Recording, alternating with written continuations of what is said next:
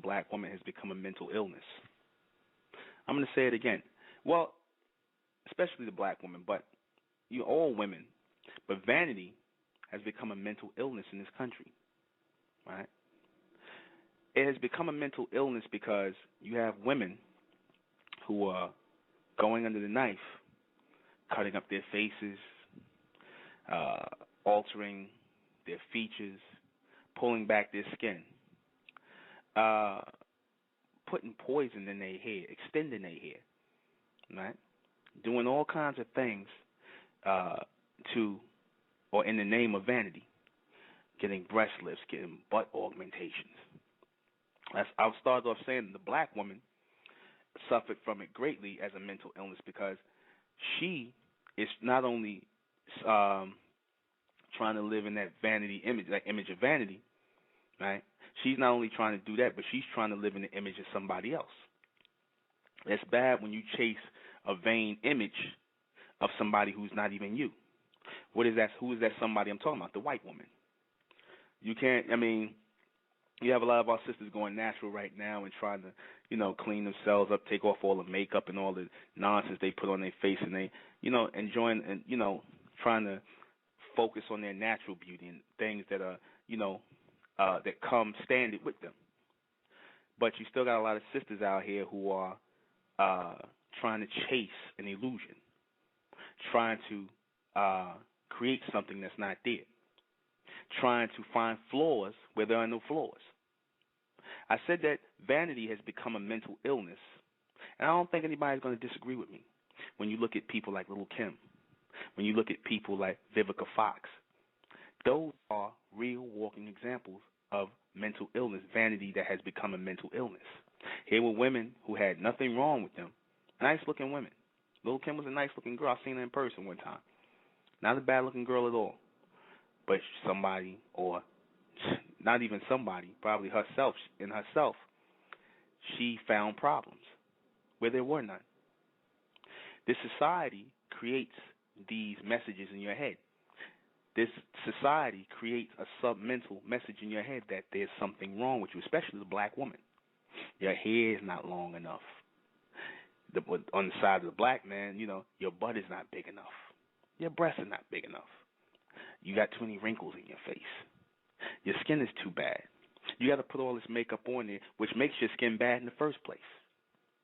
Vanity has gotten women to stop paying attention to their inside and more attention to their outside. This is where your bad hygiene comes from. You got black women who won't drink water, right? You got black women who won't douche themselves, won't take care of themselves. They're more concerned with how they look on the outside. They're more concerned about how pretty their face is, how their hair is twisted or permed or wrapped or whatever. They're more concerned with that. That's why I kind of give the sisters who cut their hair low a thumbs up, because to take your hair off in a society that pushes hair, and I'm not saying, I'm not downplaying the sisters who wear their hair out natural and stuff. I'm not downplaying the sisters. I'm just saying, the sisters who cut their hair down low, that's one sign of someone who's casting down that vanity plate. Somebody who's not all that caught up in their outside appearance. Not saying that they don't care about their outside appearance, but they're not caught up in the image of what this society says or dictates is beautiful, right? The black woman is, hands down. She's Wendy Williams nowadays. Your average black woman, at least the ones they put in the media, is like Wendy Williams. Everything, they got the mentality of a white woman. Botox, plastic surgeries, all of this nonsense, right? And all of this is done to look good in the eyes of men. It's not even so much necessarily done to please the woman, because a woman puts herself through pain in order to be or create an allure for toward men, to have men paying attention to her, right? She doesn't focus on building herself up mentally or how she is as a person on the inside. She focuses more on the outside appearance. That's very telling when a woman does that. It's very telling. I just put a post up on Facebook where I said that vanity is an ailment of men, but a disease of women. Like I said, you're not going to see men cutting themselves up. You know, I mean, you got certain men who suffer from a disease. They'll put pecs in their arms and fake pecs and fake triceps and biceps and all these things in there. Some even implant stomach muscles. But you won't see the majority of black men doing that. But you can find black women who go into pumping parties, getting all kinds of latex or whatever it is they put shot into their behinds. Things, caulking, things that you put in walls. They shooting into their behinds to make their butts fatter so that men can pay attention to them. Why? Because these women have become vain. They don't have anything on the inside to attract a man to them. Right? They are not sure of themselves. I said that when you see a woman who is obviously pretty, nice looking to the eyes, I'm not saying there's anything wrong with that, attractive, who constantly is in the mirror, who's constantly has the need to attract attention, right? She has a problem inside. In fact, men who don't pay attention to these women, who don't really give them any attention, are the men that they pursue because they want that attention that they cannot command on their own with their minds, with their personality, with their intelligence. They can't command that type of attention. You have some women who can sweep into a room with their personality and take everybody just by storm. You know, they don't need to be vain. The last thing people are looking at is them physically. That's the last thing they see. Mentally, they've captivated people. The majority of the people here, they can't do that. The majority of the women. So they have to rely on their looks. They have to rely on to create some sort of attention based on the outside. Right? Men, like I said, y'all get it as an ailment when you guys, like I said, letting your hair grow long. You got women playing in your hair. Some of you guys wearing barrettes in your hair. You're trying to look real cute with your long hair and stuff like that. And, you know, you're wearing your multiple colored fitteds and all this other stuff. You know, you guys are suffering from vanity too. Always in the mirror, playing in your face. Yet you do nothing to uphold your physical on the inside. You don't take care of yourselves. You understand? You do nothing to keep yourself going. All of this is a mental illness. When you pay too much attention to the outside instead of the inside, that is a form of mental illness. Your mind is the most important thing, and what you're consuming, or what you're allowing to go into your mind, that's the most important thing. It's a trick of the beast to have our people, or to have the woman especially, focused on being vain in that vanity mindset. It's a trick of him to lower her senses so that he can induce messages in her. Okay? It's a trick. And the women fall for it all the time. And the men end up being held prisoner to it, right? Because they're pursuing the women. We're going to discuss that tonight. I am the intellectual Nuben Menkarayzz, and this is State of Mental Radio. And vanity is definitely a mental illness. Vanity is definitely destroying our relationships. You know, people sit and say, that's individual. You know, you saying that as an individual thing because all women are not vain. No, of course not. All women are not vain. Right? Of course not. Those are your few and far in between, because the majority of the women are vain. They live in a society and they dwell on a submental level, on a lower level mentally, where they are open to receive these messages, right, from these cosmetic companies and these lipstick companies and so-called celebrity and media outlets telling you that you're supposed to look a certain way. Now, the white woman can easily, she can more easily adapt to that look that they promote here in the society, because they're constantly promoting the white woman. They're constantly promoting straight hair. They're constantly promoting pale skin. They're constantly promoting all of these things. But what do you do when you're opposite that? What do you do when you don't look like that? right?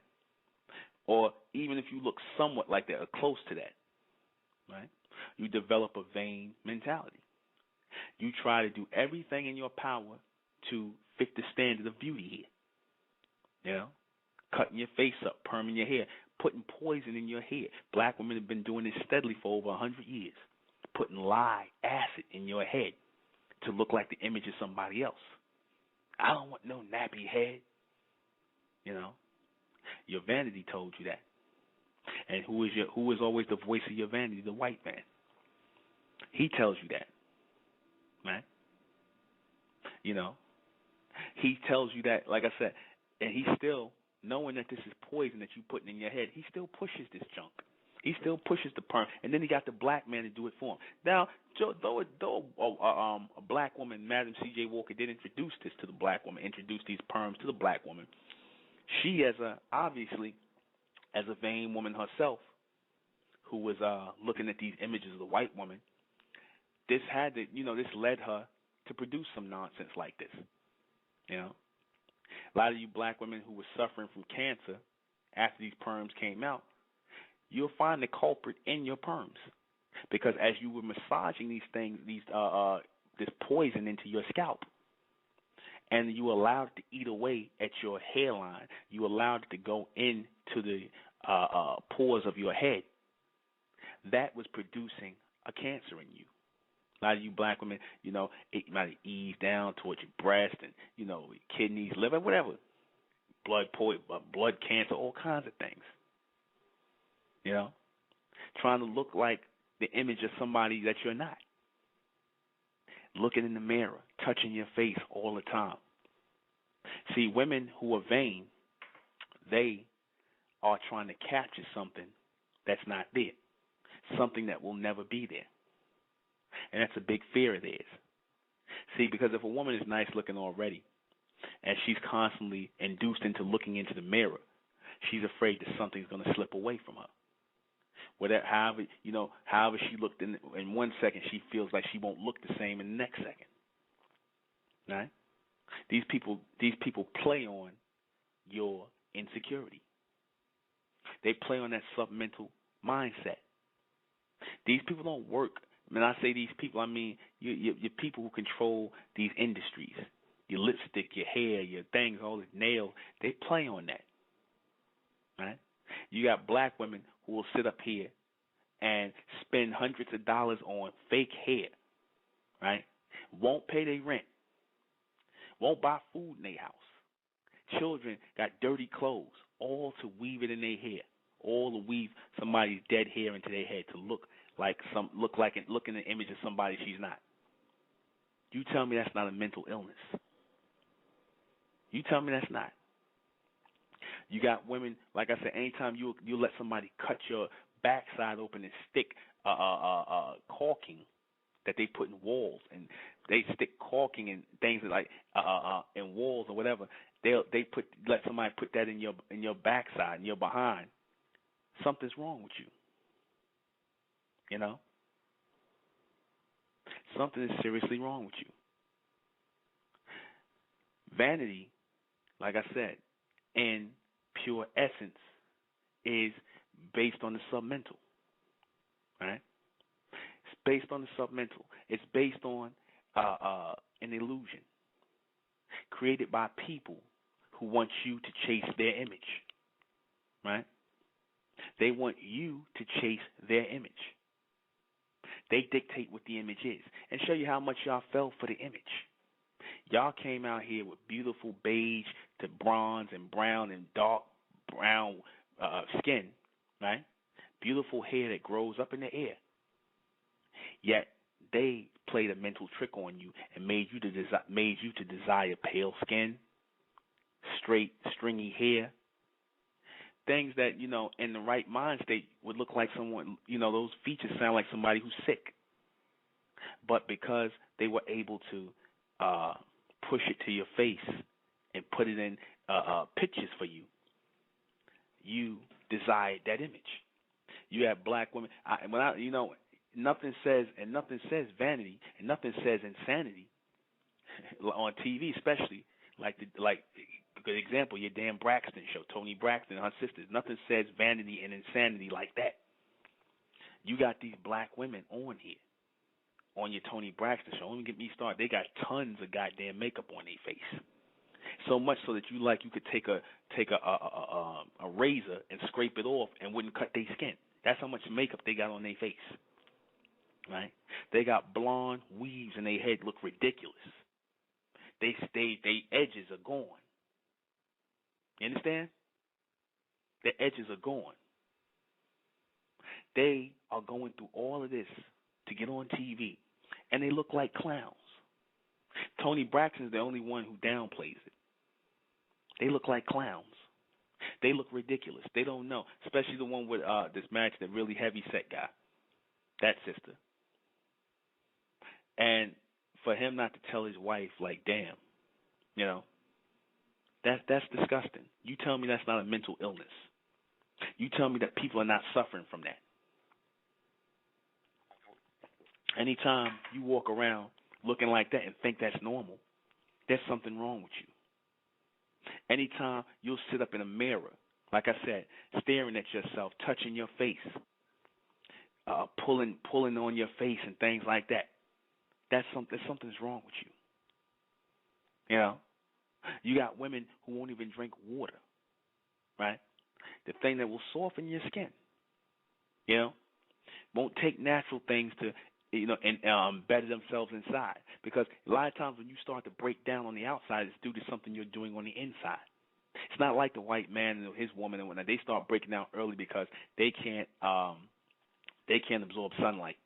So they start breaking down early because the sun is actually cooking them. But with our people, they start breaking down early because of what they're not putting into their body, what they're not allowing, you know, their body to take in, you know, not naturally taking care of themselves to produce a beautiful look to themselves where they don't have to constantly worry about getting old and getting wrinkles and things like touching their face, looking in their face. You know? They don't have to worry about that. That keeps our people in that submental state, keeps us caught here, keeps us trapped here. See, vanity takes on a lot of different forms. You know? Because when you have this vanity thing going with yourself, because you believe it's all about you, you start this personal or this personality-driven thing, and you stop thinking about the group, the collective. You don't worry about that, see, because in your quest to be vain, you want it to be about you. You want to be the prettiest one. You want to be the best-looking one. You understand? You want to look better than everybody. You're not interested in how everybody else looks. You only care about yourself. You can't even be vain enough for the group. You want to be vain for yourself. You want to be the best looking. You understand? All this goes into causing confusion. All this goes into keeping a people on a submental state, keeping them here locked in time. The majority of you black women are going to be locked in time because it's going to come a time, and you see it right now. You ever see now where a lot of our sisters are going back to being natural and being a natural self, but then you see these sisters who are still caught and trying to run behind that image of the white woman, and they look like they out of time. They still running around with blonde wigs and blonde weaves in their hair and stuff like that. They just look out of place. They still perming their hair. They still doing all these things. They look out of damn place because they're locked in a time. They still chasing behind that image. That's not real. They still, I didn't even think women were still sewing Malaysian damn hair in their head and East Indian woman hair in their hair. I thought sisters, it was a wave of sisters that got proud of their natural selves and tried to enhance their natural beauty, But you still got these women out here who are doing that, who are still suffering from this madness. Though a lot of the black women, they're starting to grow out of this mental insanity slowly. It's a little bit too slow. You understand? It's a little bit too slow. A lot of them are not waking up. But like I said, just like the beast, he feeds on disease. He feeds on mental illness. He feeds on physical illness. He's a virus. He is a physical virus, a breathing parasite. And what does he do? He feeds on mental illness. He always comes at you at your weakest. You understand? He always comes at your weakest. He comes at you black women when y'all feeling insecure about yourself, right? When you mad because a sister might have a bigger behind than you, or her breast might be bigger, or she younger, or whatever, her hair may be a little longer, and like I said, you mad about that. So now you trying to chase an image. You trying to look like something you're not. There's a few you older sisters on Facebook. I'm gonna let you know something. Y'all need to stop putting these perms in your hair and lying about your age, because you damn sure don't look like you in your 30s. A lot of you women sitting up here talking about you in your 30s look like you in your 50s. You really need to stop doing that. Vanity. Told you. Insanity. Anytime you trying to fool somebody, you look ridiculous. Here you are looking like somebody's grandmother, and you trying to sit up here with your ass hanging out. You trying to go to the club, and you trying to compete with your daughter, or in some cases your damn granddaughter. You understand? You want to try to get your youth back. You understand? And you make yourself look ridiculous, right? You trying to be in that mindset. You trying to be down, right? That's vanity. You got people looking at you like you ridiculous. Like I said, please stop lying about your age. Saying you're 30, born 1974, when you actually born 1954. I mean, some of you like 44. That's sad on so many levels. You understand that? So many levels. Your children look at you. And like I said, it was a time where the women grew and they matured with age, and it looked beautiful. You could tell a sister who is secure in her looks, who takes care of her body and keeps herself together, keeps herself fit. And she'll have men. It was a sister. They did a picture of a sister on Facebook, right? Now, she had to be she was now 60, they said. She was like 67 years old. And she had a whole bunch of children and whatnot. Beautiful. Brothers in their 20s and brothers in their 30s and 40s would definitely holler at her. They'll try to get at her. She's 67 years old. Nice frame, figure, everything. Kept herself together, right? You got women, like I said, they don't want to invest. And it's another thing. If you're going to be vain, if you're going to care about your looks, at least, go to the extreme of working out and keeping yourself together. Nothing is more disgusting than seeing some woman with fat rolls and things all over, all on her sides, and and her stomach hanging out, and she refused to go on a diet. She want to eat every goddamn thing, right? And then she want to walk around here and start talking about and act like, and still put the makeup and the weave and all that stuff on. But you don't want to take care, like I said, you don't want to take care of your inside. You think your outside is all that matters. You get fat and out of shape. You got a gut hanging over. You got odor coming. You got body odor. You understand? You got that fat rubbing together. And then, like I said, all you care about is that your face look good. That how much makeup you got. I look cute. No, you don't. No, you don't. You don't even have enough discipline, like I said, to take care of yourself, to think, past the, your facial features. Everybody's not looking at that. They look at your upkeep, how you conduct yourself, how you carry yourself. You got women who might not be so attractive physically, but their demeanor and how they carry themselves takes them way past women who might have the big butts and the small waist and the pretty face. Because when I did the value of the woman, I said, a lot of you women sit up here, and you get on, especially on Facebook, you get up here and and it's starting to look corny now. Where you get up here and you got your ass hanging out, and and you're just trying to show everything, and you're trying to entice men, and you're trying to get attention. You're starting to look pathetic. You're really starting to look pathetic. I mean, we'll look because we men, but you don't know the other side of it is that you look pathetic. You understand? It's we trying to look for the sisters who have something intelligent to say. At the end of the day, brothers is trying to look for that. Brothers, they like the nice looking women, but they, like I said, dimes are a dime a dozen. We want women after they look cute and everything. What do they have to say? What is it?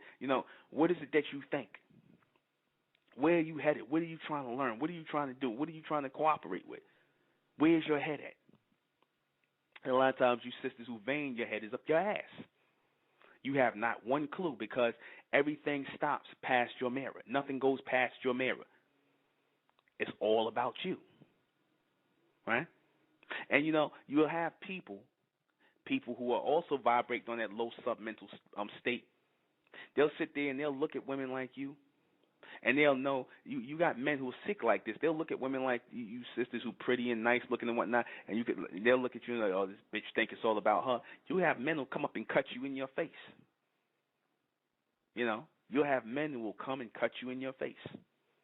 I know a story that happened like that, with a razor, just to disfigure you.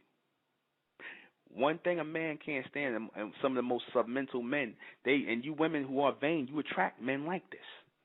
You attract submental men who are either they attracted to the vanity or they are unattracted to it, meaning that they don't like it. They attract those type of men when you are in that vain mode and you are attracting men who are in that vain mode as well. They're attracting to it because, number one, yeah, they like it. At the same time, they hate it. They love it and hate it.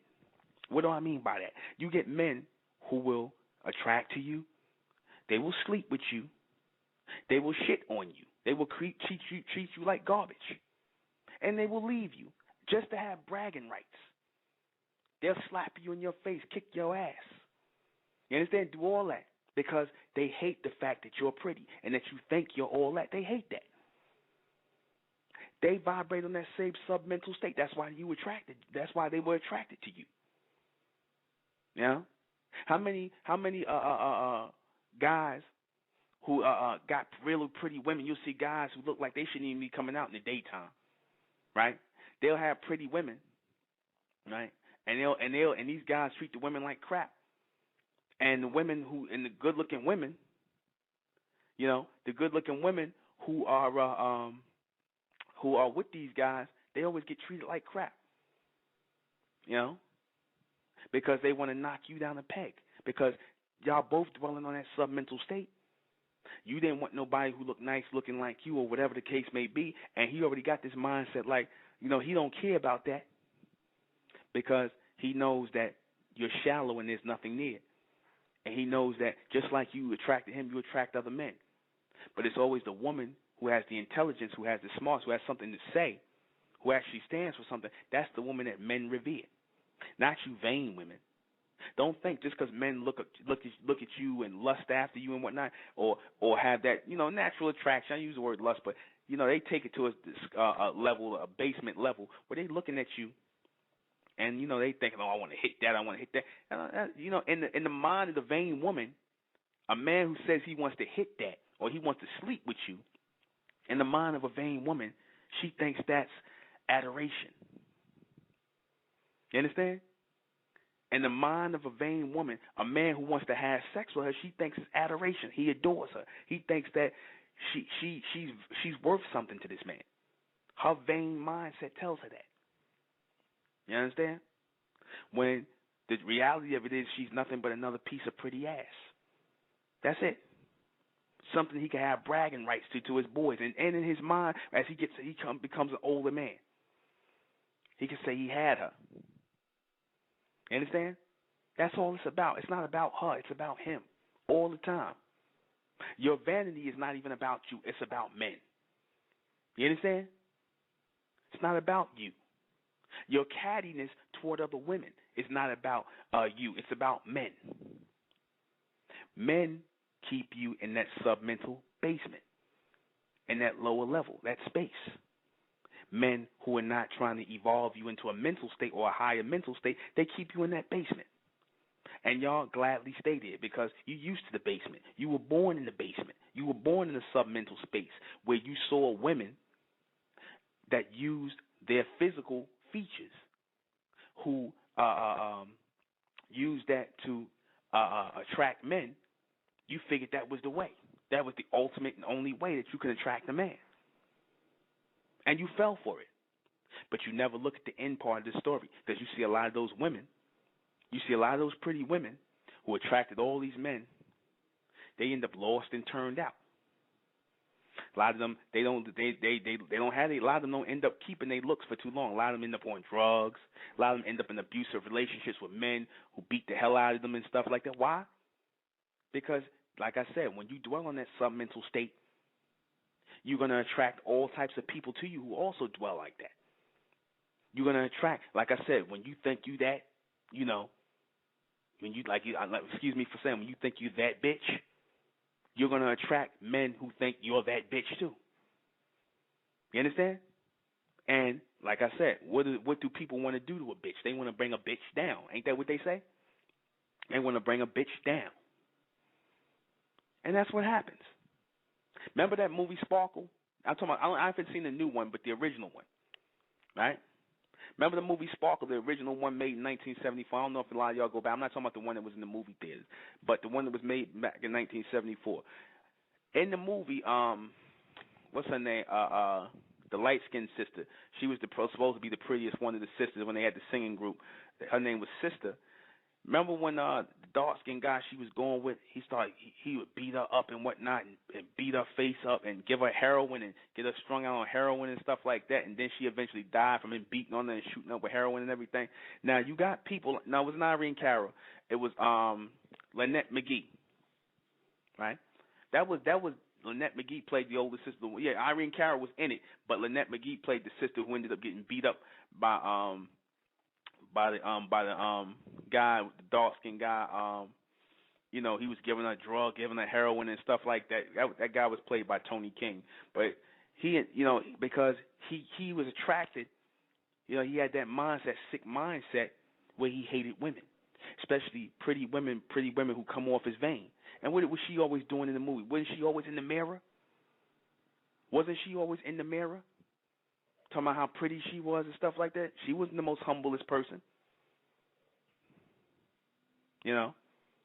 So what did he do? She attracted a piece of garbage like him. He started giving her drugs and beating on her, beat her face up and everything. And you got men who do that. They'll see that a woman's pretty, and they'll know that she care about how she look physically, or she's way too much into herself, and that'll make him abusive. He'll start beating on the woman. You understand? He'll just try to disfigure her face. He'll hit her in her face with a closed fist. Why? Because you attracted that type of submental person. Same level you was on. Right? And his whole thing is to make you ugly and then move on. Make you ugly and then move on. How many of these women who are vain, you know, how many of these women that are vain had men, you know, after you see them men run through them, sleep with them, do whatever they want, these women look wore out. You ever see that? These women will look wore out. Why? Because these men, the whole mission of these men was to take away from her beauty. That was the whole thing, to take away from her physical beauty. Because they hate that. The same way you hate, or the vain woman hates ugliness, is the same way these men hate beauty. Right? Same way. I'm going to say it again. The same way the vain woman hates ugliness, and any kind of ugliness, or what she considers to be a physical ugliness, is the same way these men that you attract hate beauty. They don't like to see beautiful women. They attract to you, but the whole thing is they attract to you to tear you down. You understand? They attract to you to tear you down. They attract to you to mess up your face. You understand? Because they got a sickness in them. They dwell on and they vibrate on that submental state. You understand that? They don't want to see you in a beautiful state. They don't want to see that. You men, like I said, how it's going to the men right now. Like I said, with that whole mindset of the vanity, you men, it brought out a lot of feminine tendencies in you. You understand? I'm not even gonna talk about you brothers on the West Coast. You niggas playing in your hair, letting your hair grow long. You niggas walking around with rollers in your hair. Are you serious? I don't know what that is. That's supposed to be a pimp thing. You cats on the West Coast with rollers in your hair, and in Chicago. What is that? You guys going to beauty salons getting your hair done. You understand? That's a sickness. That is a mental illness. No man does that. No man allows somebody to play in his head. I was watching this show the other night, and this so-called straight up gangster dude up in jail. You know what this nigga was doing? He was sitting between another man's legs getting his hair braided. A homosexual. You understand? He's sitting between another man's legs getting his hair braided. You know? You niggas got women laying, you sitting in the chair, got women putting perms in your hair. You know, putting a hot comb through your hair. You know? Are you serious? Vanity. So much so that it brought the feminine side out of you. You know? You walking around with rollers and shower caps on your head. Artificial men. Exactly. Not real men. You know? Males. Males. Not men. These are the same guys. Like I said, you sisters out on the West Coast, you wonder why a lot of y'all can't find real men out there. A lot of them guys is tipping the scales, if you know what I mean. A lot of them guys is tipping the scales with their homies. You know? A lot of you guys out there, you guys running around in packs. All you care about doing is going to jail. And that thing was funny about when they did the Wayne's, don't be a menace to society while drinking your juice in the hood. When the guy said, he come out of jail, he said, I ain't gonna be graphic about it, but he was like, yeah. He said, he said, you ain't never been in the shower and you seen soap running down the crack of another man's ass and stuff like that. A lot of these guys be thinking like that. A lot of these guys be in the joint out there, they hair permed and they looking at each other and stuff, lifting weights and all that stuff. You niggas lifting weights, touching each other's muscles and, spotting each other and all that other stuff. You guys, you know. You niggas know. Trying to get real big. You guys want to pump each other. You guys, like I said, lovers of self. Like just that same disease like the damn Greeks. You niggas got that white blood in you. Like the Greeks and the Romans, they was a bunch of homos. They was doing that, throwing javelins butt naked, going around admiring each other's figures, touching each other, playing in each other's hair. And know what you niggas do out there in L.A.? A lot of you niggas do that. A lot of you niggas go around with your hair all permed out. Where's that madness coming from? You sitting and you fighting for chair time in the beauty salon with your woman. Are you serious? And you guys call yourself gangsters? Unbelievable. You guys out here on the East Coast, you ain't no better. You seem to be following trend. You, especially you niggas with these braids in your hair. You niggas, grown men walking around with braids in your hair. After D'Angelo with that madness, and I followed the madness too. I was caught up in that. I'm not gonna lie. You know what I'm saying? In 1999, I had braids in my hair. When I cut my hair, I had the braids in my hair about 97, 90. I had the braids going back in my hair and all of that.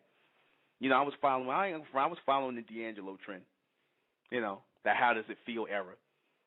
Looking at myself in the mirror, thinking I'm a pretty boy and all that. You get caught up. I ain't gonna lie, I got caught up.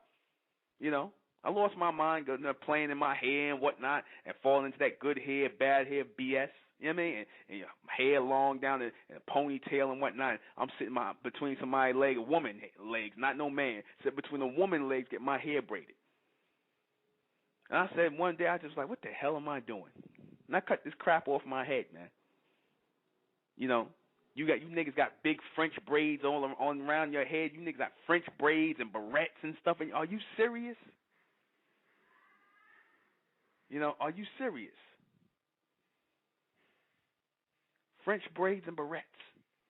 That's a sickness. A lot of you guys inherited from your woman. Same way you guys inherit. A lot of you guys grew up in the house with your mothers. You understand? She passed that virus along to y'all. And you black women, like I said when I talked about how you shouldn't have your sons wearing no long hair. You know, you black women who ain't had no daughters and whatnot, or you don't know how to raise no sons and whatnot, so you raise them, you start automatically raising them like little girls, where you start doing their hair, start doing your son's hair and stuff like that. You infest him with that vanity thing. You infest them. You understand? You infest them with that mindset. It's like a virus.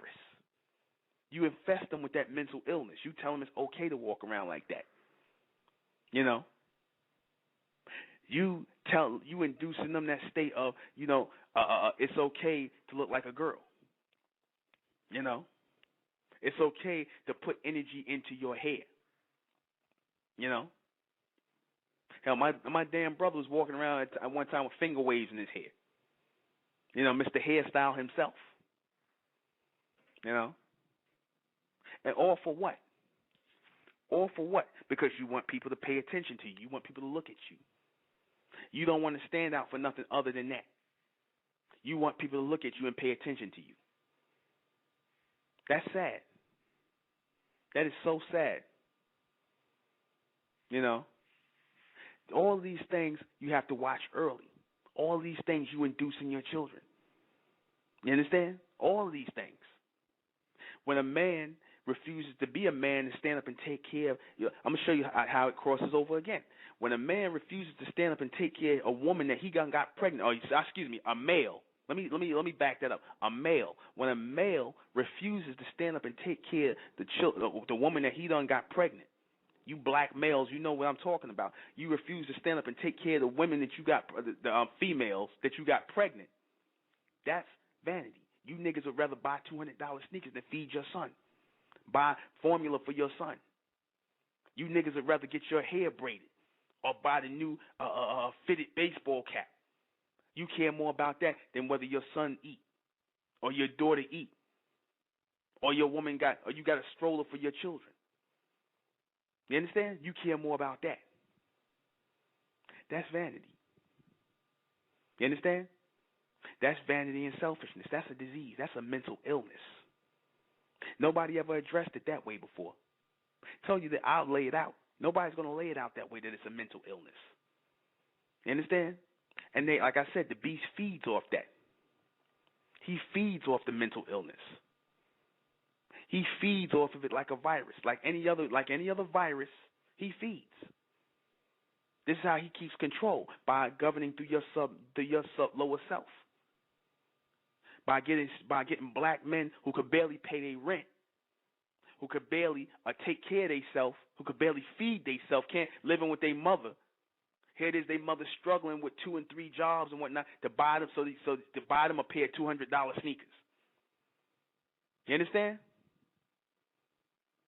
That's vanity.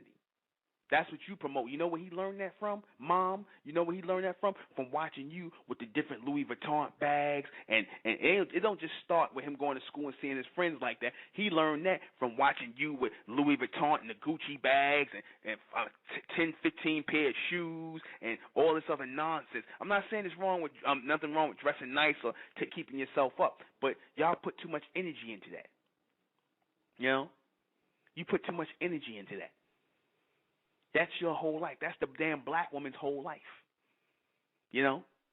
Makeup and hair and nails and bags and shoes and clothes and whatnot. All of that. That's her whole life. Not saying there's nothing wrong with being nice, dressing nice. I'm not saying that. But like I said, y'all, the woman, the real stylish woman, can put together a good outfit with next to nothing. You know? Just because you put a lot of you women, like I said, y'all sit up here and spend all this money on hair and nails and makeup and bags and all this stuff, and you still a pig. You still a pig. You know what they say? If you put a silk hat on a pig, it's still a pig. How they go? How that saying go?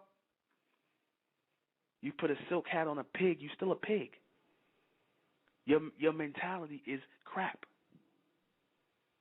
Your mindset is crap.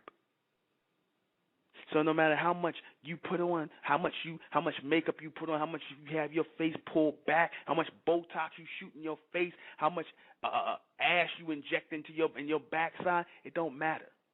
All you're gonna do is draw those same submental males into your life. That's gonna do nothing but shit on you. That's all. You're gonna keep drawing those same males in. Those same males, like I said, you cursed to draw those same males into your life. Because you don't want to raise your mentality. Because you still want to stay in the mirror and think it's about you.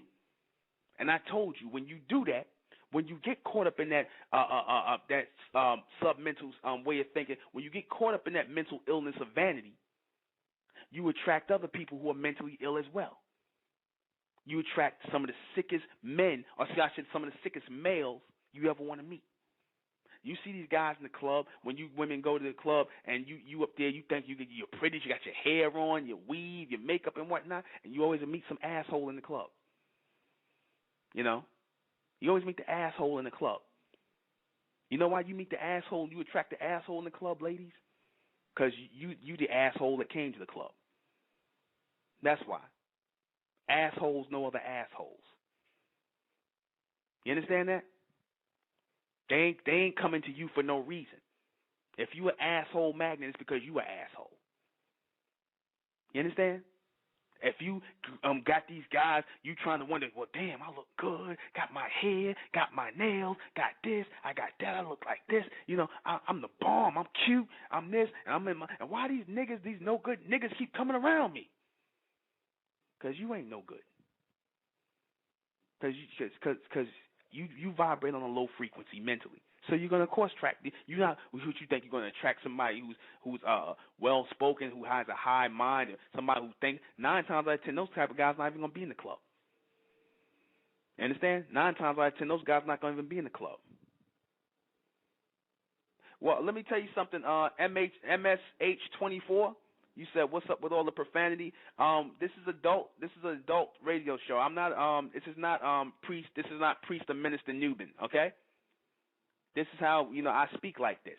So maybe you looking for the Christian hour, or you look. I'm pretty sure you heard language like this before. If you have a problem with this, don't listen to my broadcast. Okay. MSH24, because I don't like that. I don't like people getting in here. If you got a problem with how I'm saying things, if this offends your spiritual mood, you understand? If this offends your spiritual mood, or you don't like my words, then leave my broadcast. Because the people here, they already know how I talk. Not everybody here knows how I talk. I'm not Reverend Newbin. I'm not Imam Newbin. I'm just the intellectual. I'm just a guy who, just a regular guy who says things, a little out of the norm. So with that being said, if you want to stay, this is how I talk. I guess it's the first time you listen to my broadcast. Okay? As I was saying, you draw in these type of people, right, for a reason. If you want to move forward, then you have to drop that submental state, right? You got to drop that submental state. You have to move out of that sick mindset. People sit here and they'll say, "Oh, why does this have to be this way?" I don't understand. You're always going to produce these sort of effects. You're going to produce these sort of effects when you are vibrating on that low mental frequency, when you are being vain. When you are being vain. When you are in that mindset of it's all about you. When in that mindset where it's all about you, you don't see everybody else that's coming around you. I'm going to say it again. When you're in that mindset of it's all about you, you don't see everybody around you and how they're looking at you and how they're perceiving you and why they're coming into your life. You don't see that. You understand? You don't see that. You don't get to pay attention to that. Because you're focusing on it just being about you. You're focusing on it just being about, how you look, what you about. I'm that bitch. That's how y'all say. And like I said, again, MH24, whatever your name is. That's how, I'm only saying what y'all say out there. I'm only talking the talk of today. That's how everybody talks. So I would sound funny if I come here and I try to start talking like I'm something other than that. You wouldn't understand. I talk like how people talk and what you think. That's how you talk. But I'm supposed to talk other than that? I think not. You have to focus on yourself outside and in, but not putting it into that frame of vanity. Because that whole illusion of what you chase is not real. You understand? That whole image of what you chase is not real. I'm going to ask some of the people who have questions in the chat room. I'll answer some of the questions in the chat room, but I'm going to start asking the people who have questions in the chat room to call in and ask your question. Call in. Let me see. I have an intellectual question, Nuben. Is using profanity a low-frequency submental action? I'm not sure if that type of language was introduced to us from the beach. Well, first of all, if you are using what they term to be profanity, profane language, right? Now, if this language was put into existence, and we use it, and like I said, if you were brought up thinking that chair was a curse or something profane, you wouldn't say chair. So who told you that word was profane? Who told you that shit was profane? Or any other type of word, when you're making reference to certain things. I'm not saying go out and use these words, around older people in disrespect, because they understand it to be disrespectful words. But who told you that words were profane? Where did you get that? Where did you get, who told you that certain words? That comes from the white man. He said that words are profane. And like I said, look how far we got listening to him. I'm not saying get out here and just use the F word, go all over, because people, they associate that with certain things, because a lot of our people were under that submental mindset of the beast. Where y'all still listening to him. We got niggas up here I'll say we got niggas on Facebook who sit up here and talk about, oh, because me and the brothers, we type in capital letters, oh, well, brother, why you screaming? What? They say, oh, brother, why you screaming? Why you typing in capital letters? Who said that was screaming? First of all, for me to scream, you would have to hear me, and I would have to raise my voice for you to actually hear me scream.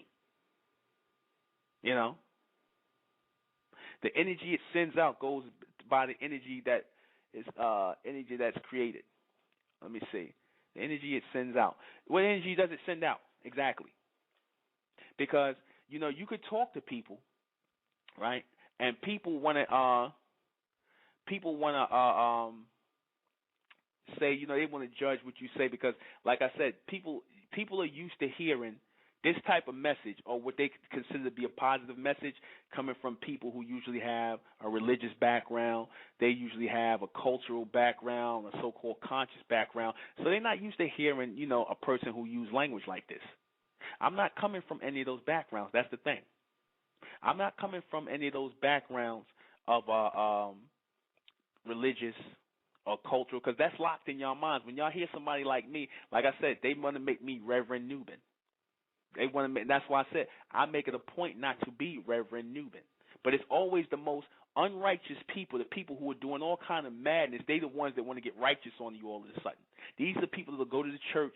These are the people that listen to the Reverend and whatnot, and he won't use one word of so-called profanity. Right? Then he'll turn around and, like I said, he'll screw half the women there, or do, and tell you don't do that, or he'll be touching boys, or whatever he's doing. He's a hypocrite. Like I said, it's not Reverend Nuben. If I talk like this, how I talk in my personal life, and y'all know me, the brothers out there, some of the brothers here in New York, y'all know me, y'all know how I talk, you know how my mouth could be. I don't talk like that when I'm teaching class. And when you heard the sisters who heard the great mental depression in the modern day black women, did I use any word of so-called profanity there? Did you sisters who purchased the podcast, did I use any profanity there? You know, so that goes to show that I don't have to do that. You know, we talking, and we're sharing here. We all grown here. We adult here. I don't see all kinds of language in the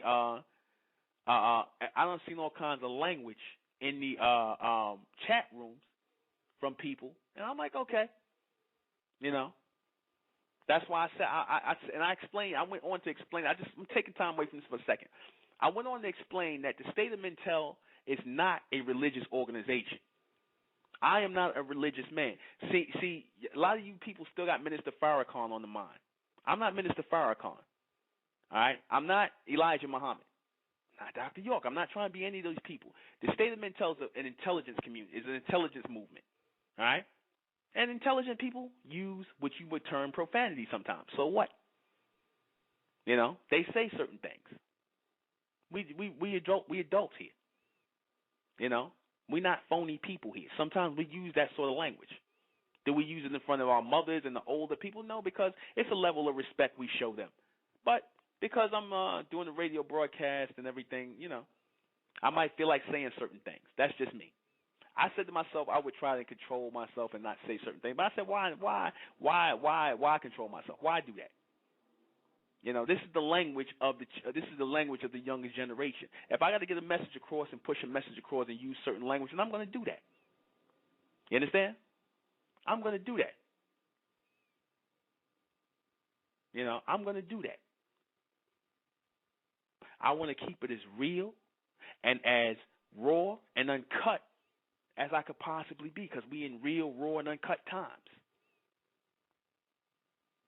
You know, I want to keep. I'm gonna say that's okay. That's okay, Monica. I understand. I know you wasn't trying to be. Negative and asking me the question. That's why I said I don't mind doing that. I'm gonna keep it as real and as raw and uncut as I possibly can, because we are in real, raw, and uncut times. You know, when the black man and black woman went into slavery and the white man took you into bondage, he didn't say, you black people get on the ship, please, and get on the boat. Would you black people hurry up and get on the boat? He said, nigga, get your black asses on that boat. That's what he said. Nigga, get your black asses on that boat. And you niggas got your black asses on that boat. Now, all of a sudden, you got a problem with the word nigga. You understand? Now, all of a sudden, everybody got a problem with that. You know. Like I said, Nation of Islam Radio is down the dial. You know. So, I'm going to take a call. 510. 510 is on air. Good evening, Reverend Newman. Yeah. How you doing, my son? How you doing? She must have been a new caller or something like that. She don't know how. You know, I explain to people all the time. This, you know, I really don't understand this. This is not a religious organization. The State of Mentel is not. There we in the State of Mentel. Let me explain something to you. In the State of Mentel, we conduct ourselves with a certain code of conduct. In other words, we ain't out here getting drunk and high and using drugs and doing things like that. But, you know, the men, when the brothers are, you know, amongst each other, or the sisters, I might talk a certain way. We grown here. Nobody's a little kid. Huh? Yeah, we get down, you know. Yeah, we talk. You know, we're not disrespecting nobody. It ain't about the brothers disrespecting the sisters or vice versa. We're not niggas. But we're going to use certain language. We'll talk real. The brothers got their brother talk, and the sisters got their sister talk and whatnot. And like I said, it's not about disrespecting anybody. We got boundaries. We don't cross boundaries and whatnot and disrespecting the sisters. But like I said, we're not going to sit up here and act like we good. We're not going to act like we quiet people. This ain't church. I mean, you know? just like you said, who told you people that what words were bad and what words were good? These words that you're saying bad basically came from ancient words, like the word shit. It came from soot or the god shoot. You know what I mean? And that's where you got set from. That's where they got set from. Bitch, witch. You know, if you still believe that there are cuss words, then you're still programmed, basically. Of course. And I know you're not gonna change, but I'm just telling you, don't change how you doing your thing, man. I know you're not. No, I'm not. I just don't. My thing is, I don't let the words fly all out my mouth without a reason. You know what I'm saying? I don't let certain things fly out my mouth for a reason. When I feel the need to use a word, I feel like using the word, I'll use that word. If not, if it's warranted, or if I'm feeling that way, I'm gonna use the word. But it's not like every 5 minutes I'm letting the F word here and S this, shit this, and F this and fuck that. I'm not doing that. That whatever I feel at the time, that's what I'm gonna say. Just like whatever you might feel at the time, in an appropriate time, when we talking, when however you feel, let it come out. It's like I said, it's ain't no religious order, Yeah, that's a form of vanity, and that's a form of vanity in itself as well, because you think it's about you, where you think that you should be able to control people's language. Man, that's a form of vanity. That's profound right there. So yeah, and some people ask me why you cuss so much. I don't know. It just feels better, to just say what I want to say when I want to say it. But I'm not going, just like you said, I'm not going to go all off the wall with it. But if I'm saying something that has some validity, it shouldn't matter how it's said if it's real, Exactly. Man, keep doing your thing, man. I'm getting my podcast I'm getting my podcast right now too. I'm getting my podcast as we speak, man. Do your thing. Let me take care of my babies, man. I'm gonna listen to the rest of the show. You have a good evening. You too, brother. Thanks for calling. All right. Brother Reginald. All right. Back to vanity. Let me get on my topic. Well, let me play some music first, because y'all been listening to me talk. I want to play a little bit of music for the intermission, because I'm thirsty. I want some water. What I want to play? Pure Blue 6. We'll be right back. In the mindset of vanity, like I said, that really came from your white man. That came from your Greeks and your Romans and whatnot, playing all in their face and all this madness. Like I said, we like to look at it ourselves and make sure we was okay. It used to be a time when we get a haircut, make sure we was lined up right, and we was out the door. The women, like I said, they fluffed out their naturals, make sure with nothing in their face. When we was out there, we didn't pay much attention. We didn't pay that much attention to this vanity thing. We moved on. We need to focus on real things. That's a form, even being I sidetracked myself a little bit off of the language for a minute, because even that, like I said, in itself, making sure your language is so pretty, that's a form of vanity. I use the analogy of Minister Louis Farrakhan and the Honorable Elijah Muhammad. Minister Louis Farrakhan, he has beautiful, pretty language. His language is pretty, right? Well-spoken man. I'm pretty well-spoken myself, but the man has beautiful language, And people, you'll have people who study language and they'll try to make their language beautiful, because along with a nice, pretty look and a nice, physical look, they have a vain thing with the language as well. You'll find that in a lot of men. Your reverends too, they make sure that they use the correct colloquialism, the right speech and everything. They go out of the way. They'll study things like English. They'll study English literature and and things like that to make sure that their speech is pretty, right? And they become really good speakers, right? They also become very good bullshit artists. I just let one fly. Good orators, yes, good orators. They focus so much on sounding good. They'll practice speeches, they'll practice speaking and pronouncing words, right? But then, and we get mesmerized by that. We get mesmerized by the good speakers. We don't get mesmerized by the people who actually have something to say, like the Honorable Elijah Muhammad. Like I said, a lot of people to this day, they can't get through his speeches because what they hear is a doddering old man, country man, who doesn't have pretty language, right? They see that. They didn't look at the power of this man's message and what he was doing and the bond of his word, the strength of his word. They don't look at that. But it's always the people, right? It's always the people who are really in tune. They'll look at the message and overlook the words. They'll understand that certain words are being used as a tool to get a message across, right? They'll understand that certain words are used as a tool to get message across. The people who are vain, the people who are caught in that mind frame of shallowness and that submental state, they're worrying about how the words sound. They're worrying about how they speak in is the oral or the narration and the pronunciation, is that all correct and this, that, and the third. I told you it crosses over into everything. That vanity crosses over into anything, to where it's all a state of shallowness, being self-absorbed.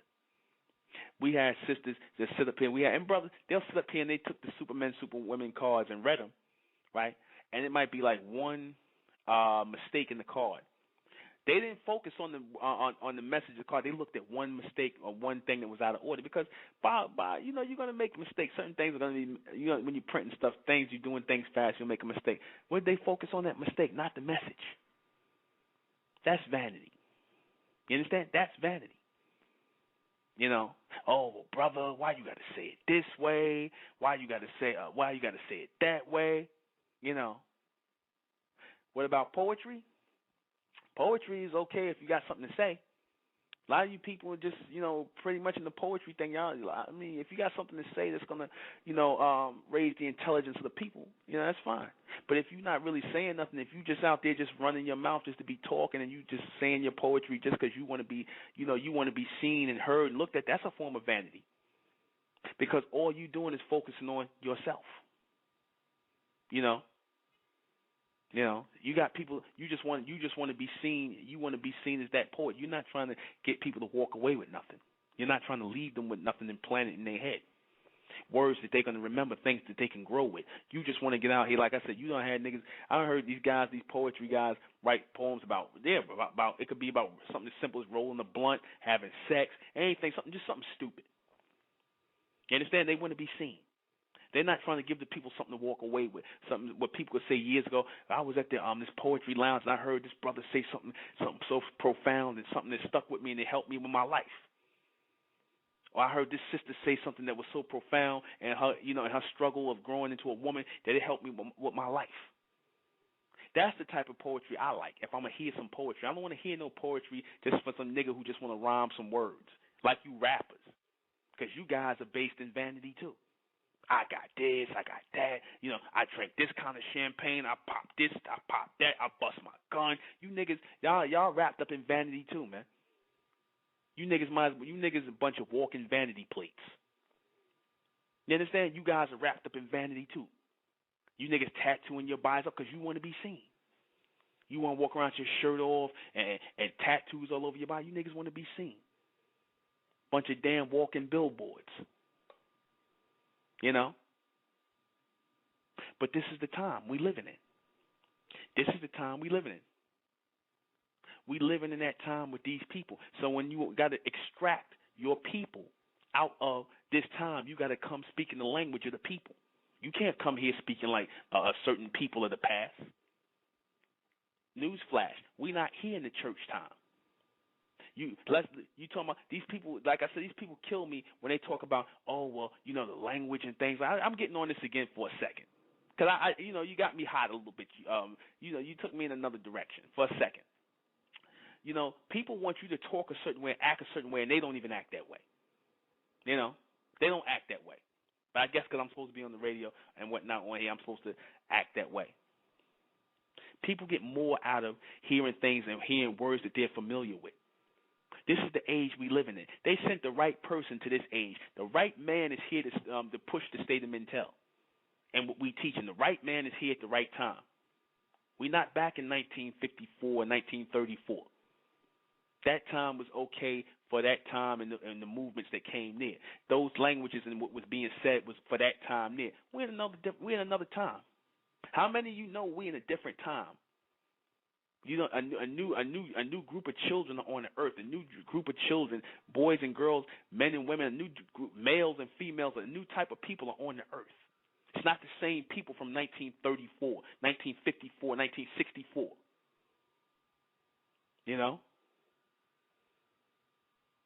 Exactly. And in this new era, we don't give a damn what nobody think. You niggas are past. You niggas should be past caring what anybody think. After the mess you allowed yourself to get into in this society, you still care about what people think, especially the white man. You niggas still care about that? You still care about him? You know? You still care about what he thinks? Oh, don't use the word nigga too much because he might think we all like that. You still got a lot of leftover slaves. You still got a lot of leftover slaves. That's the goddamn problem. A lot of leftover slaves. This is all part of our evolution. And I know this language, it'll turn a lot of people off, but then turn off, tune out. Don't listen. It's not for you. Because the real people are going to come. The real people that don't want to hear a lot of pretty talk. They don't want to hear a bunch of empty promises. They don't want to hear somebody telling them, oh, why you got to say it like that? Why? What difference do it make how I say it as long as it's the goddamn truth? You understand? Who cares how I say it as long as it's the truth? You know when you start to judge my words? When I start lying to you. The minute I start lying to you, then stop listening to me. Judge my words then. Don't judge how I say it. Because I'm saying it like this for a reason, because that's the time we in. You understand that? But it's always you know what? It's always these lover of words. Like I said, that's a form of vanity. You lover of words. You spiritual people. You niggas are vain. You spiritual people are vain. You understand? Because you think it's all about your spirituality. You think it's all about your little enclosed box where you think you safe. That's a form of vanity. See, vanity takes on more than just skin deep flesh things. It goes deep. It cuts. It starts at the flesh. It starts at the surface and sinks deep into the bone. You understand? Yeah, exactly. Ego driven. That's a part of vanity. I told you, vanity has many different vanity has many different forms. It takes on many different forms. Goes right into the ego. You understand? It takes on many different forms. See, because if you don't say exactly what people want you to say, because that's what they used to hearing, people claim they want to get up and learn and hear something, but if you don't say it the way they want to say it, like as if they used to hearing it, then they don't want to hear it. You understand? That proves that they wasn't really out to learn nothing. You know, they want a lesson. They still caught in the church era. Why do you think people go to church? People don't go to church for the message. People go to church to hear nice words. You don't go there for the message. You go there out of vanity as well. You go to your religious retreats and thing. Listen to these people talk this nonsense because it caters to your vanity. It caters to what your ego, what you want to hear, what makes you feel good. You understand? It don't matter if these guys are standing up on the pulpit lying their ass off. You don't care. All you care about is that they got nice words, they use spiritual, they talk in a nice, relaxed voice, and all this other bull. That's all you care about. You don't care about whether it's the truth or not. You understand? You don't care about whether it's the truth. You understand? All you care about is how it sounds to you. What does it make you feel good? You understand? All you care about is how it makes you feel. You know, the beast, that's the best way he done lulled us. That's the real way he lulled us into this submental state in the first place. You understand? Shock value. First he whooped your ass and put you on alert. Scared the hell out you. Then he came with a nice soft hand. He gave you the velvet hand, the velvet glove. He talked nice to you. He gave you some handouts. He gave you some civil rights, some affirmative action, and all that. Like I said, gave you the hard fist and then gave you the velvet glove. And he keeps giving you black people the velvet glove. And y'all fall for that to the point where y'all not even keeping it real with yourself. You ever been around these Negroes? Like I said, the ones who making a little bit of money, they're around the beast, and they act like none of this stuff that's going on with our people is happening. Because they are in their own little world. That's just how you Negroes are, the ones of you who sit up here and y'all, with this, why you got to sound like this? Why you got to use this word? You got to say that word? That's all vanity because you want things to fit into your little world. You won't accept the things, you won't accept the truth of what's going on in the real world because you want it to fit into your little world. That's a form of vanity. Plenty of you people are like that. You people in your conscious movement, you so-called educated people, you don't even know that you're vain. You think you so-called spiritual people, you people that got a problem with language, foul, so-called negative, foul language, you people are vain as hell. You understand? You're vain as hell because you're not going to listen to a message unless it fits into your little bullshit world. You understand? You're not going to listen to it because it offends your little senses. Oh, well, brother, why you got to say it like that? Because that's the way I said it. You understand that? Go and get the truth. Go see if you could get the truth from your nice, well-spoken, soft-spoken, non-profanity or non-profane using ministers and reverends. See if they tell you the truth. See if they tell you the truth. You know? Or stay in your little spiritual box where you don't like this kind of language, right? Just stay in your little spiritual box and don't listen to nothing. You know?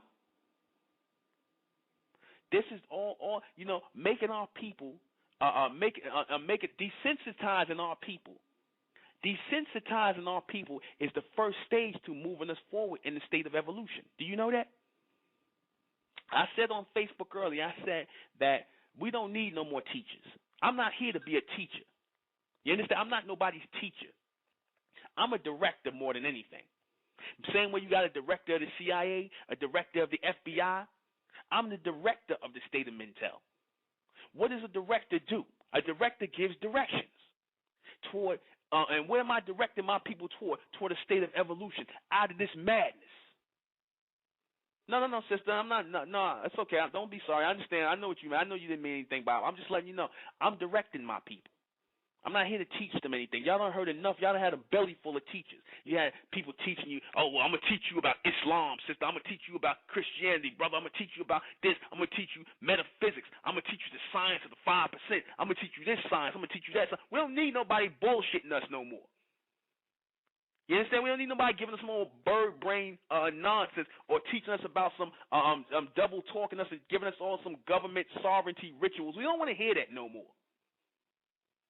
You understand? You'll sit up here and lie to the people and try to act like that's what the problem is, to get our people out because you want to be heard. You want a stage or a podium to speak on. That's vanity. That's vanity. You want to be a leader. You niggas that want to be leaders, you want to be leaders because you vain. You know? You want to be leaders because you vain. No, you ain't got a damn thing to say. No, the people done heard this message over and over again. No, it ain't helping nobody, but somehow you convincing yourself that message about sovereignty and togetherness, that's going to help our people in circles. You understand? Because that's a form of vanity. You too vain to say, you know what? I'm not a leader. I'm just not a leader. I need to be following because I'm not leading my people. If enough of you so-called leaders sit your asses down and stop trying to lead people, and stop leading them in circles because you're not leading them any place but in circles. If you sat your asses down and just became followers, fell back and just marched with the army and stopped trying to march at the head of the army, maybe we get somewhere. Let the intelligent people come up, the ones who are in tune, because our problem is a mental problem, but y'all don't want to acknowledge that. You know, because then that means you can't be a leader. You rather lead the people in circles. If you told our people tonight, okay, here's one movement that could lead us into freedom and lead us past the beast and all this other stuff, how many people you think would follow it? How many of these so-called black leaders would drop the gauntlet and get in line and follow instead of trying to lead and still trying to teach lies? They're not going to do it. They'll keep our people bound up in bondage for another 100 to 200 years under the beast because they don't want to get off the goddamn pulpit. They don't want to get off of the pulpit. They don't want to get out of their position. They don't want to stop getting their money. They don't want to stop getting handed off. You understand? They don't want to start getting glad-handed. So they'll keep lying to us. They'll keep telling lies. They'll keep marching us in circles. No, we're not doing that in the state of Mentel. We're not doing that. This is an intelligence movement. And in an intelligence movement, the movement is dictated by intelligence. Those people who know, those people who are in tune, who know what the problem is and who are ready to help and aid in moving our people into the future, moving our people past these mental blocks, past these problems. The problem is not with the white man or anybody else. The problem is with us. It's a mental problem. It's a mental block that we have to move past. And one of those big mental blocks is vanity. Vanity. We want to be the one. We want to be the one. We don't want to cooperate. Vanity keeps us from cooperating. You understand? But our people don't want to hear that. They don't want to hear that. That's how, you see, this is a good thing, because this is how you start splitting things down, splitting people down the line. You understand? This is how you start splitting people down the line, causing the separation. The separation needs to take place. 708. 708, you're on air. 708. Hello? 708. 708. Okay. I'm not hearing anything from 708. All right. If you want to call back 708, call back, so. Questions, comments. Questions, comments. We're down in our last 30 minutes. I want to just take this time to promote the great mental depression of the modern-day black woman. Now, I got on people yesterday and whatnot. I said I'm going to drop all the podcasts. Just for a second. I'm going to drop all the podcasts to $5. I'm going to drop all the ebooks to $5. I said not because of anything, like I said, it's not a money thing with me. I want my people to absorb this intelligence. I want my people to absorb this and grow with it. And I know black people, I know how we are. We don't value anything until we have to pay for it. Anything that's free, we want that. We want anything that's free. The minute we got to pay for something, the minute we got to go and spend our so-called hard-earned dollars, we don't want it no more. Because, like I said, if black people, if we can't eat it, if we can't drink it, if we can't smoke it, if we can't wear it, you understand? If we can't go buy it and listen to it as music, we don't want it. That's a part of, like I said, that's a part of vanity in itself, a part of vanity itself. And that's what keeps us on the submental state. The whole thing is to move past the submental state. That's our whole problem right there. These people who sit up here and tell us that we need some sovereignty, we need some land, we need our own nation, we need all this. How are you going to take a bunch of people who are mentally ill into their own nation? Do you know what would happen? How would you take a bunch of people who are mentally ill, people who are not together mentally, people who are off, people who got attitude problems, people who are uncooperative? How do you take them into their own land and try to set them up a government? How do you do that? See? People who got emotional problems, people that got maturity problems, people got all types of vanity problems. How do you take people and set up a government based on that? You can't. You understand? That's why I said, going right back to what I said, our problem is a mental problem. When we get over our mental problem, when we on one page, at least the majority of us, or the elect few or the chosen few of us are on one page, then you're going to start to see the evolution happen, and things are going to start to flip over and open up for us. But until that time, that's not going to happen. So teaching our people that sovereignty, coming together, is some religion, some spirituality is going to help our people. No, that's not going to help our people. And if you people, like I said, you people are not aimed at that. If you people are not aimed at doing that, those people who are listening to me, you're not aimed at pulling an elect few of our people, a selected few of our people together and forming this new community, this intelligence community. If you're not aimed at that, then I'm not interested in what you're talking about. I'm not interested in feeding your soul or feeding your spirit or saying things that's going to uplift you. I'm not interested in that. You know? But for you people who want to come together collectively, like I said, you take some of my words and whatnot and, utilize them in your daily routine and ritual, whatever. But like I said, it's not about that. It's about raising the people up, producing the new people. That's what it's about. The evolution of a people. So I dropped that price on the podcast, The Great Mental Depression of the Modern-Day Black Woman, because until the so-called black woman listens to things like that, till the black woman really diagnoses her mental problem, right? Until she really has her mental problem diagnosed, then we can't move past our problem as a people, because we need our men and our women together to move forward. That's why I dropped the price, because I want my people to absorb that. For $5, if y'all can't do that, then it's something that, like I said, that's a mental problem. You understand? That's a mental problem. These are things we have to overcome. You got to attack the mental issues of a people before you start moving them physically ahead. You understand? You have to attack the mental issues of a people before moving them physically ahead. I don't hear anybody talking about that. I don't hear the Moors talking about that. I don't hear the Muslims talking about that. I don't hear the Israelites talking about that. All they talking about is, we're going to take down the white man. Everything goes back to the white man. Nobody's talking about attacking the mental problems of our people. Do anybody hear in these organizations or movements out here talking about dealing with the mental issues of our people? You tell me. And if they are, do they really know what they are? I hear Willie Lynch and I hear post-traumatic slave disorder. No, it's more than that. You understand? It's more than that. That's surface level stuff. That's not even nothing that deep. But we got to attack these things first and foremost. We have to move past these things first and foremost before we come together as a people.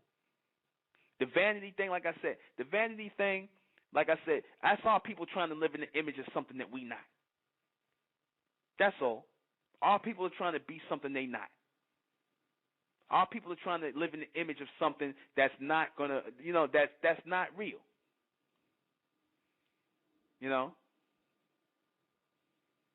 This is what's not gonna. Like I said. Now, like I said, to get our minds right, I'm gonna show you how the beast tries to get in tune with us. Now you got certain Negroes pushing Dianetics on us from some white man, L. Ron Hustler. They pushing that on us. Now they're gonna try to get control of our minds. Check that out. They done got control of us physically. Now they're going to try. The next step is to control of our minds. How is that? Dianetics.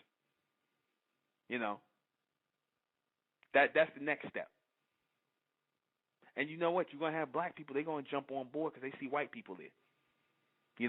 So it must be something for real if white people there. A lot of our people still got that mentality. Even you so-called conscious Negroes, you still got it. If the white man say it, and like I said, we need to do a test on that. Like I said, when I came out and I brought out Mentellect and whatnot, and I let myself open that up. Like I said, what proof you got, brother? What they really mean is, where's the white man say that's right? Like I said, that goes to show you. That goes to show you. Now they want control of our people's minds. So the beast knows where the problem is, and he knows how to control our people. He knows. But our people still sitting up here talking about sovereignty, religion, spirituality, metaphysics, masonry, some cultural nonsense. Our people are still talking about that. Here it is. Other race of people know what your problem is, know that you got a mental problem. You understand? They know. Nobody's going to attack the mental issues of our people. And like I said, if they do, they coming from some textbook nonsense from some white man, some psychological nonsense. You understand? That's where they're going to come. Exactly. You never find a solution to a problem by looking in the opposite direction. You got to look directly at it. You understand? And that's what I was doing. That's what I'm doing in the state of mental. I'm looking directly at our mental problems, and I'm trying to push past our mental problems by putting up all those podcasts, by doing things like this, by using the language I'm using. People who are really in tune, they understand why I talk the way I talk. The people who have been around me, the brothers who here in New York who are around me, they know why I talk the way I talk. The sisters know why I talk the way I talk. They know the fullness of my thoughts. They know why I say what I say and why I do what I do. They know. They know I'm just not trying to do this for no shock value. There's jewels in everything I'm trying to put down to my people. I'm trying to move my people forward as a collective. But we're not going to move forward if we still got this black mentality. If we still got this mentality where we trying to exist as the opposite of a people. I said on Facebook, I'm just getting away from this for a second because I'll go back into the vanity thing because this still plays on. Y'all never vain in a good way. What do I mean by that? I say y'all are never vain in a good way. The black man and black woman are always vain in the worst way. What do I mean by that? Y'all vain in the worst way because y'all want to be vain in the image of the beast. Y'all want to be vain in the pursuit of trying to look like the white man or the white woman. That's what y'all want to be vain in the image of. You black women sewing blonde weave in your hair, blonde this and straightening your hair. You want to be blonde in the image of the white woman. trying to be the polar opposite of the white woman, be part of these other women and looking like them. So you always trying to be a perm in your head, trying to look something like them, or Botox in your face. You try to be vain in a negative sense. How can you be vain in a positive sense? When I said that supremacy, being supreme, means that you have no equal, right? When I said I stopped calling them, we don't refer to ourselves as black people in the state of mental. I said we refer to ourselves as the bright race. I said because black and white are equals. And anything that has an equal or opposite can never be supreme because it is bordered by something else. I said, but if you are practicing right vanity or a positive form of vanity or a real form of vanity, then that means that you are practicing supremacy. You understand? You're practicing mental supremacy, not racial supremacy, but mental supremacy. When I say we are the bright race, the reflection of something that is bright has no real polar opposite. Dark is not the reflection of, dark is not the opposite of bright. You understand? Bright is something totally different. You understand? There's no polar opposite to bright. Even in the so-called even in the so-called darkness, light exists. They're not polar opposites. The supremacy in the darkness is the light. The light makes the darkness supreme. Not without the light, the darkness wouldn't be supreme. You understand? So by me making that analogy, I said we are the bright race. When I say bright race, that's a statement of vanity within itself because I'm saying that bright has no equal. You understand? Darkness is just houses stages of bright light or light. It houses stages of it. It's like trying to say that you're satisfied and then you're dissatisfied. I said satisfaction and dissatisfaction all exist in one state. It's just like shades of blue or shades of whatever. But it's all existing in one state. It's not polar opposite. Opposites mean unequal. You understand? Because anything that's supreme has no equal. Opposites mean equal. Practicing that and understanding and having an understanding of that means that you are vain in a positive way, that you have no equal. Not people who are trying to be after the image of somebody else. You follow what I'm saying there? Does this make sense to all of you out there? What I'm saying? Don't be shy if you don't understand what I'm saying. When I say practice positive or the right form of vanity, you know, where you practice the supremacy of yourself. You don't have to. When you practice the supremacy of yourself, you don't have to put anybody else down. That's why when I say there is no opposite to supreme, notice that there is no opposite to supreme. You understand? There is no opposite to supreme. There's an opposite to superior, which is inferior. You understand? That's the opposite to superior is inferior. The opposite to black is white. The opposite to good is bad. That's why I said the opposite to happiness is sadness. That's why I said we deal with satisfaction as a bright race of people.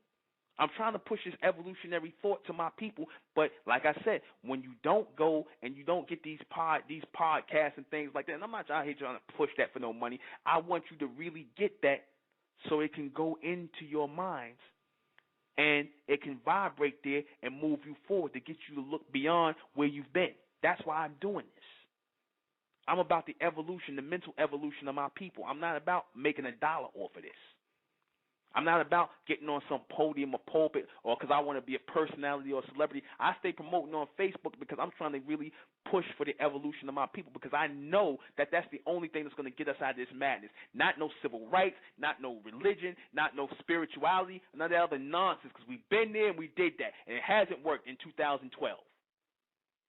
Our mind has to change.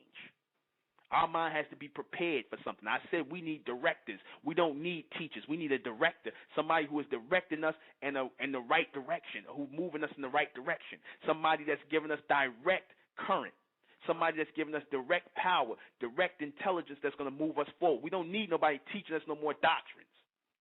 That's done. How much more are these niggas going to teach you about Christianity? How much more stories are they going to lie to you about some made-up Jesus? That's vanity. How much more lies they going to tell you about some Islam and try to make some story about some guy in the desert more interesting? You understand that? We moving past that. Supremacy, people. We trying to be in a state of supremacy where we have no equals, above and beyond, and keep going. That's where I'm trying to take my people at. Well, it ain't got nothing to do with the white man. This has nothing to do with the black man. This has nothing to do with race whatsoever. This is a mental supremacy. You understand? This is a mental supremacy. This is housing the intelligence of something that is high that's going to move our people forward. And now a majority of our people are not going to be able to see it because they still vibrate on that submental state. They're not going to see it. It's not for everybody. Some of our people are going to remain in the black race. Some of our people are going to remain in that state of vanity, that negative state of vanity, chasing that image of the beast. A lot of you black men, y'all going to stay in that mindset trying to be like the white man. You black women, a lot of y'all going to stay in that mindset trying to be like the white woman. Y'all going to be chasing vanity in the negative zero. And when I say you chasing vanity in a negative zero, what I mean by that is you're going to be chasing vanity in a rotation like you've been chasing vanity ever since you went under bondage. You understand? You're going to stay chasing vanity in a negative zero. You're going to stay in the rotation, weaving blonde tracks in your head, brown tracks, blonde tracks, Malaysian hair. That's what you call chasing vanity in a negative zero, in a rotation. Instead of moving to a supreme state of vanity. You understand? A supreme state of vanity by finding the supremacy within yourself mentally and moving to it physically. That's real. Where we have no boundaries. Where there's no place to go but up and out, not down. We can't go further down than where we are. There is no stop. There's only movement. There's continuation. That's it. We're not even talking about moving up. I don't even say up no more. I say continue. The words that they got to attach this onto, like they say, dissatisfaction, discontinue, that means that they had to make up something, or they had to make up some false word, try to attach some adjective or whatever you call it onto it to make it, to give it a opposite. But there's no opposite to continuation. Discontinue is not the opposite. Stop is not the opposite. Stop and go go hand in hand, but continuation keeps going. A continuous people, an eternal people, a bright people. All of these words have no equal. These are words of supremacy that I'm trying to share with my people. This is good or real, I should say. I don't want to say real. I don't want to say good. This is real, a real state of vanity. You understand? Right vanity, or vanity going in the right direction and vanity going in the wrong direction. All right? There's no place else to go for our people. Right? You sisters out here, y'all only fooling yourself. Like I said, you only fooling yourself by looking into the mirror and thinking something's going to change or that you're going to be better tomorrow and whatnot. You only fooling yourself. More you keep looking at yourself in the mirror, the more things you're going to find, the more flaws you're going to find, because that's the trick the beast plays on the minds of the submental. He'll get you to look in the mirror just long enough till you find something. You know how that saying goes, if you look for something hard enough, you're going to find it? That's real. He played a trick on your mind. He'll get you looking in the mirror and thinking that you got flaws to yourself, and there's really no flaws at all. It worked on Little Kim. It worked on Vivica Fox. It worked on a lot of black women. They done tore their damn face up. And you white women. You understand? Y'all under it too. So, let me go ahead and answer these questions before I close out this broadcast. Okay, let me look. Let me see. You know, as I always do, I always answer the last of the questions. And give me a second, I want to bring it up. Because before I had it up here already, the show. Future race. All right. Like I said, go get that podcast. Pick up the podcast. We dropped that. We put the price at $5 because we want all of our people to upload that and listen. That's why I did that. I want to make it accessible to my people because we're trying to show our people it's not about the money. We want all of our people on the same page mentally. We want our people, the elect of our people, the intelligent ones of our people, we want on the same page. That's no reflection on you sisters that paid the 10 for it in the beginning. It's beyond that. It's all about load this into our memory to move our people forward on one page. Our black people, the vainest people on earth. Yes, we have become the vainest people on earth because we chasing an image that is not that what we are moving in the direction of being vain toward is an image that is not ourselves. We trying to look. We got this whole idea of vanity and physical vanity from the white man. You know, we trying to chase that image. You understand? So we're always going to be chasing after that. The white women and the other races don't have that image to really chase like that because they put their image up as one to be looked up to and revered. So, you know, they don't have to reach out that much because they already got the principal features to achieve that look. The black woman don't, so she's chasing behind that. All right. If so, is there a reason why our people are so vain? Again, that goes back to the people who manufacture these images and the submental state in which they play upon our people, in which we are gravitating toward that submental state.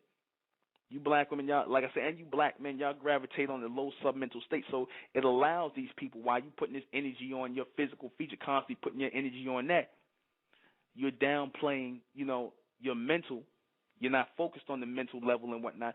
So people can easily come in to your mind and leave messages and drop things subliminally into your mind. You understand? To control you. That's how they put you further in that mode of negative vanity. Does vanity keep you in a submental world? Yes, it does. Because it keeps you locked in a time frame. It keeps you looking at how you, like for example, you sisters who will sit up here and y'all remember how you looked 20 years ago, how you looked 30 years ago, and you trying to relive that instead of trying to come into and mature into a newer beauty about yourself. As you are maturing, I don't say going on older, you are maturing into a better you. You're not trying to enhance yourself or trying to work with that beauty that you're growing into, nor do you see that as beauty. You're trying to get locked into a time of how you looked 20 or 30 years ago. So that keeps you in a submental state. It keeps you locked in a time instead of moving forward. Does this society feed the vanity of black people? Yes, it does. Because they know that you look nothing like the image they putting up as beautiful. So they're going to constantly keep you chasing that image that they put out. You understand? They're going to constantly keep you chasing that image that they put out because they know that that physically you can never look like the image of beauty they put up. So you black women should be trying to produce your own images of beauty and stop trying to look like the damn white woman and everybody else. And for you sisters who are doing it, I applaud you. You sisters who are wearing your hair in naturals, you sisters who are wearing your hair low, you sisters who are wearing your hair anywhere natural or trying to, be yourselves, I applaud you for that. But you sisters who ain't trying to do that, you sisters who still in the mirror, you sisters putting damn blush on your face. Like I said, the black woman done lost her mind. She putting blush on her face. Well, that was something the white women did to give themselves color to their skin. They would put blush on their face. You black women are putting red blush on your face looking like clowns. You understand that? So no, I applaud you sisters who are wearing your hair natural and whatnot, and you trying to be yourself, and you trying to, you're trying to move forward as an intelligent being, an intelligent and natural being, a natural sister, or you brothers who are trying to move forward in that same mindset. You guys who ain't sitting around here trying to grow braids all down your damn back and putting barrettes and rollers in your hair like you losing your damn mind. I applaud you for that. Is vanity really a negative trait? It can be. Vanity can be a negative trait in the hands of submental people.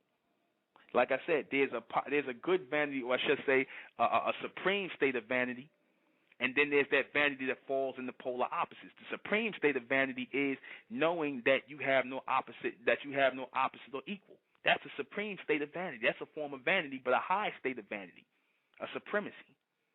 You understand? Knowing that you have no equal, knowing that you are the elect and the chosen people, and living together as that and working toward that. You understand? That's a supreme state of vanity. Then you have that submental state of vanity, which is what our people dwell on. But we trying to look like somebody else. We trying to be in the image of somebody else. You black men trying to be Italians and white guys and whatnot. You trying to act like these people. You black men trying to act like the white woman, the Asian woman, all these other people. Like I said, that's a state of negative vanity, a submental vanity. Right? Because you trying to be under the mental guise of somebody else. All right. Is vanity really a okay? Will vanity hold black people back from evolving into the future? Yes, it is. Yes, it will, and it is. Vanity is holding our people back from evolving into the future. You see it all the time. You understand? You see it all the time. You see the black women being they're being downplayed in this society. You see it all the time. You know, all the time the women are being downplayed in this society. Like I said, you look at all of these reality shows where you got these black women pulling hair and fighting and acting like savages and whatnot. And some of these sisters are nice looking and whatnot, but like I said, because of their vanity, because they want to be that chick and whatever, they fighting over things like that. You got women on the Facebook and the YouTube all over the world. They all they can think about is think about themselves in terms of a pair of tits and ass. That's what it is. That's, you know, you women swear up and down that you got some intelligence. A lot of you sisters swear up and down you got some intelligence and that you more than just a pair of breasts and boobs and a behind. But like I said, every time I turn around, you talking about your ass, how fat your ass is, or you talking about how big your breasts are, or you got on some. And like I said, I don't got nothing against that. I'm a man. I'm gonna look. Men are gonna look. That's a natural attraction. But that's all you talk about. That's all you accentuate. A lot of you women. Or should I say a lot of you females, that's all you accentuate. You're not having real conversations about anything based on any real intelligence or anything that's going to evolve you. All you care about is some physical nonsense. You know, that's all you care about. How fat your butt is or how big your breasts are. That's all you care about. Or how pretty your face is or whatever. That's the whole focus right there. Anything beyond that, like I said, it sounds like Chinese to y'all. What kind of makeup you gonna put on? How you gonna do your hair? And like I said, even you sisters in the natural hair thing, a lot of y'all getting caught up in this thing too. Oh, you know, my natural kink and my hair this and my hair that. You know, you sisters got into this vain thing with natural hair now. How many hairstyles can you wear on your head? You know, just instead of just keeping it simple. You know, so. I said a mouthful. And we've come to the end of our broadcast. Join us Monday. I don't know if the topic's going to be totally yet, but it should be good. Go and check out the Great Mental Depression of the Modern Day Black Woman. Only $5 now for sale. All right, it's available on for upload on podcast.